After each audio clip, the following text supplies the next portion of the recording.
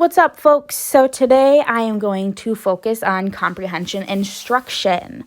I chose comprehension instruction mostly because out of all that we had to choose from, comprehension was something that I didn't feel super comfortable with, and I thought that I could benefit by learning more about this. So let's just start out by what is comprehension? So comprehension is being able to understand and interpret what it is you're reading. You want to be able to accurately understand written material. And to do this, students need to be able to decode what they read. They need to be able to make connections between what they read and what they already know. And they need to be able to think critically about what they have read. So I chose to do this activity this group of activities in Riverview Elementary here in Big Rapids.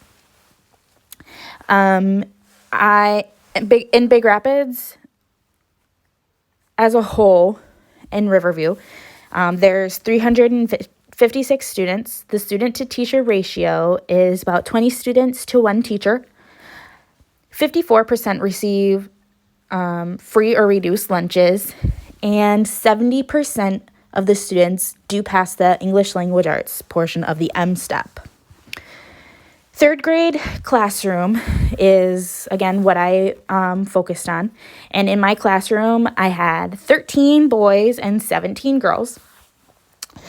I did choose to take on 4 students to participate in my study.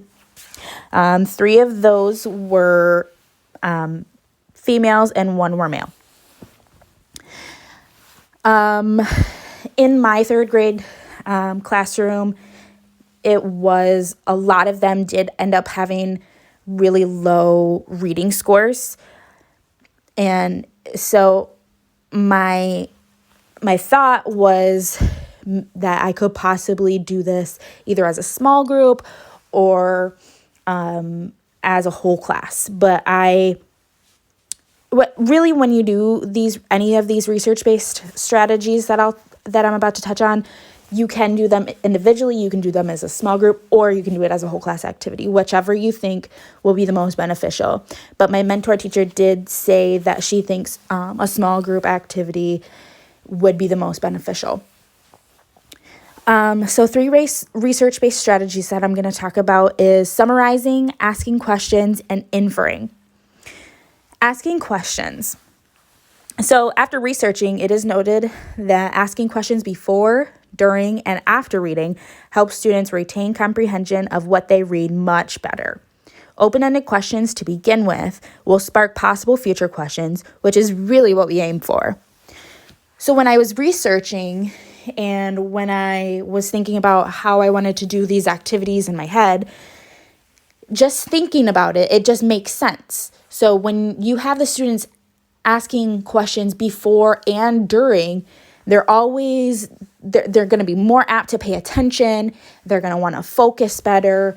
And they're really going to see, your goal is to try and get them to answer their own questions, to answer their friends' questions from that before and that during. And then that after is kind of a reflection on the whole book and ties everything together. And you want to get them thinking about,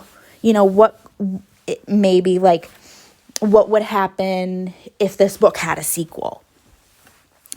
Next is summarizing. So teaching students how to summarize can be taught in so many varieties and fun ways.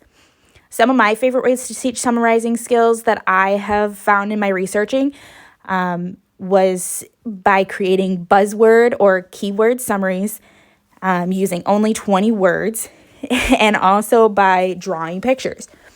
So we could use actually both of these activities combined together. You could use the keyword and 20 words, and then you could draw what that would look like as a picture. And that way you could get the more hands-on learners to retain that information a little bit better too. And then the last one I'm going to talk about is inferring.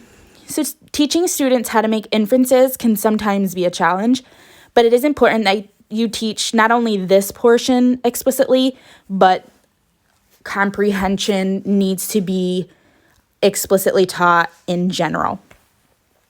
This is a strategy that can sometimes be a little confusing for students because they'll sometimes think that they don't have the correct answer.